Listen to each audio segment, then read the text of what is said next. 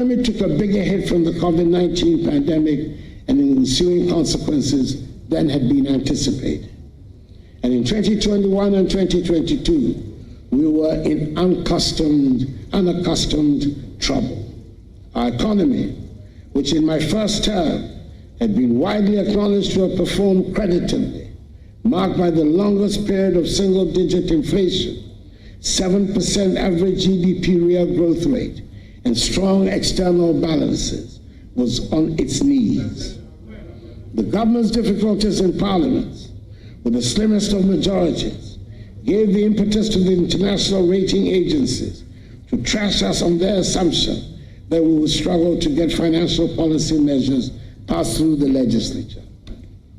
We faced the problems we encountered with equanimity, took a deep breath, and decided to apply for an IMF-supported program, dubbed Post-COVID-19 Program for Economic Growth, PCPE, in the middle of 2023. The implementation of the program so far has gone well, even as it has been challenging. We have passed successfully through 3 successive reviews of program implementation by the IMF board, with the most recent review approved on 2nd December 2024, leading to the disbursement of $360 million United States dollars. The fund has therefore disbursed a cumulative $1.9.2 billion United States dollars to date. In the moment, I'm able to say with confidence that the crisis is over, that the economy has recovered strongly and faster than projected.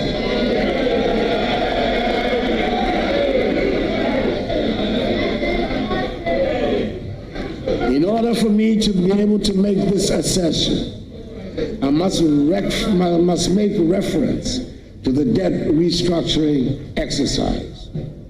It affected many bondholders and was one of the most challenging decisions my administration had to undertake.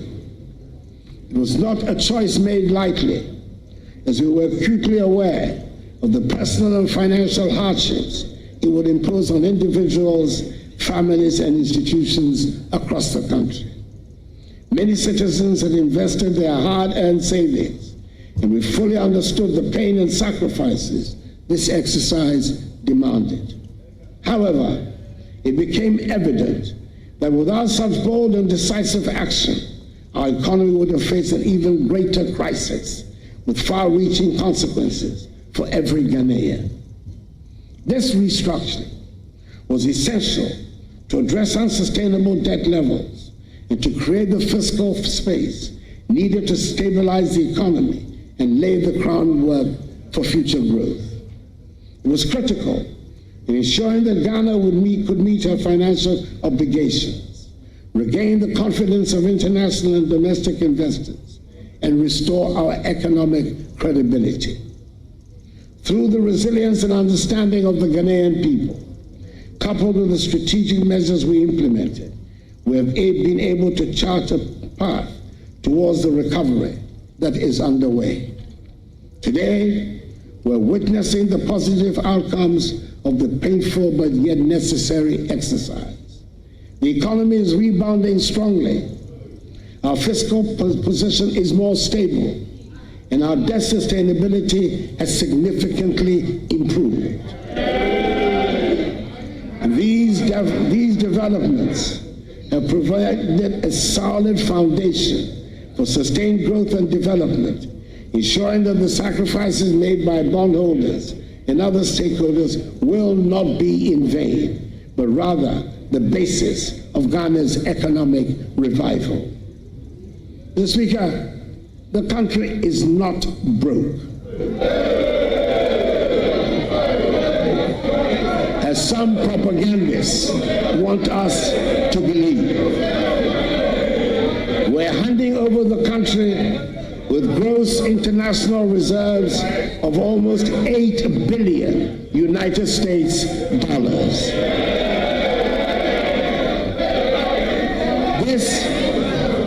This is more than the the $6.2 billion United States dollars of gross international reserves my administration inherited in 2017.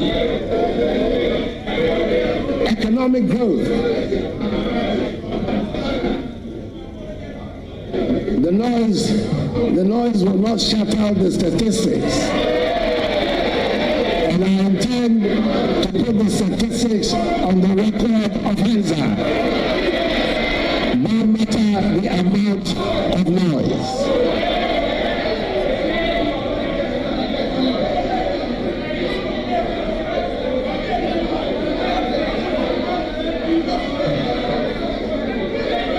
Mr. Speaker,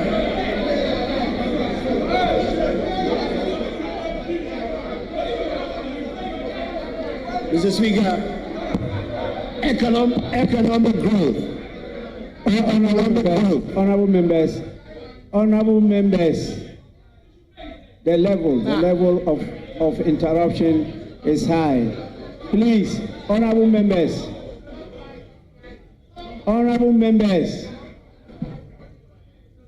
His Excellency the President is not out of order. Please.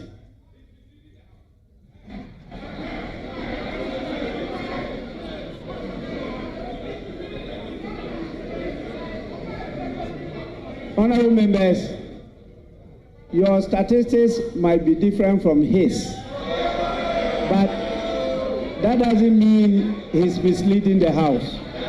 He's in order. Please, Your Excellency, continue. The statistics cannot be different. There's only one set of statistics that the whole. It cannot be different. Your Excellency, truth is indivisible. Truth is indivisible. Is one and one only. Your Excellency, thank you very much. As an accomplished member of Parliament, you are out of order. Thank you. Mr. Speaker, economic growth has also returned to the pre-COVID trajectory with an impressive growth rate, rising from 4.8% in the first quarter of 2024, 7% in the second quarter, and 7.2% in the third quarter. It is projected that this year's growth rate will be 6.3%, significantly higher than the 3.4% my administration inherited in 2017. The growth of the economy is further reflected in the growth of private sector credit. Private sector credit in nominal terms grew by 28.87% in October 2024, compared to the negative 7.5% growth recorded in the same comparative period of 2023. In real terms, growth in credit to the private sector improved to 5.5%, compared to a contraction of 31.6% recorded in October 2023. It is further reinforced by improved external balances, with the current account balance improving significantly to a surplus of 2.6% of GDP in the first 9 months of the year, compared to a deficit of 6.6% of GDP in 2016. In much the same way, the trade balance has improved and stands at a surplus of 3.85 billion United States dollars, compared with a deficit of 1.8 billion United States dollars in 2016. Headline inflation, which stood at 23% in November, is still very high, but this is coming down from 54% recorded in December 2022, following the effects of COVID-19 and other global economic pressures.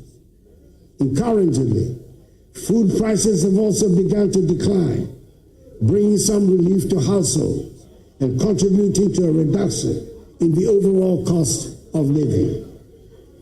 Government has implemented significant measures to address the hardships that accompanied the economic difficulties.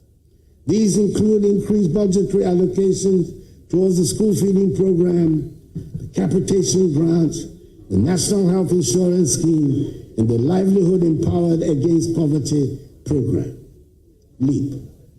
The stock of public and publicly guaranteed debt increased during the economic difficulties. However, the government is servicing its debts, honoring coupon payments for both domestic bonds and euro bonds. Moreover, the debt levels are reducing, recording a significant reduction in the debt stock by 46.8 billion Ghana cedis to 761.0 billion Ghana cedis in October 2024, from 807.9 billion Ghana cedis in September 2024. The public debt to GDP ratio, therefore, reduced from 79.2% in September 2024 to 74.6% in October 2024. This is expected to reduce further to 55% of GDP in net present value terms, a level that restores Ghana's debt sustainability. It is hoped that the new government will continue with the policies being implemented to achieve the debt sustainability target. I'm happy to inform the House that today, 3rd January 2025, my government will honor coupon payments to our Eurobond holders amounting to $346 million United States dollars. We cannot afford to default on our debt repayments. That's advice that I want to give to the incoming finance minister. These achievements demonstrate our firm commitment to the policies, structural reforms, and program objectives and targets under the program. Let me at this juncture state unequivocally that the banking sector cleanup undertaken by my administration was an act of necessity, not of vendetta. It was a bold and decisive intervention to safeguard the strength and integrity of Ghana's financial system. The illegalities and irregularities perpetuated by the affected banks and financial institutions are well documented and indisputable. These practices threaten the very foundation of our banking sector and jeopardize the hard-earned savings of millions of Ghanaians. Our actions ensure that not a single depositor lost their money, an unprecedented achievement in financial crisis management. Today, the results are there for all to see. A more robust, stable, and resilient banking sector capable of driving economic growth and supporting the aspirations of our people. It was a necessary decision to restore public confidence and secure the future of Ghana's financial sector. Mr. Speaker, my government recognized at the very outset that the fight against corruption required more than rhetoric. It demanded systemic, sustained, and strategic action. To this end, my government initiated a holistic program of legislative, administrative, financial, and technological reforms. Indeed, one of my most satisfactory moments as president was when we established the Office of the Special Prosecutor. For me, this was not just another government office. It was, and still is, a symbol of our determination to tackle corruption head-on. I wanted Ghanaians to know that no one, no matter their rank or status, would be above the law. Its creation was initially met with considerable skepticism in some quarters, but I believe now that there is general consensus that has been an important contributor to our anti-corruption efforts.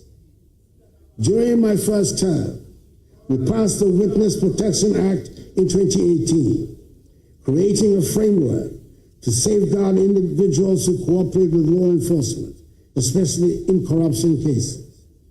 Furthermore, the Criminal Offences Amendment Act 2020 elevated corruption from a misdemeanor to a felony, with harsher penalties of 12 to 25 years of imprisonment. We also enacted key laws, such as the Fiscal Responsibility Act, the Revenue Administration Amendment Act, and the Anti-Money Laundering Act, all of which have strengthened our institutional framework to combat corruption and ensure accountability. We ensure that all allegations of corruption leveled against appointees were duly investigated by independent institutions of state.